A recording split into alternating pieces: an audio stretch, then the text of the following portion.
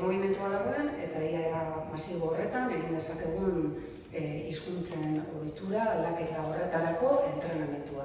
Helburua hori dalako, gainerako 365 egunetan, estresik gabe, beste erraztasun batekin hizkuntza ohituretan pausu hori emonda, egunero euskara erabiltzea, ahalik eta esparru gehienetan. Eta hori nahi du gizarteak, ezta?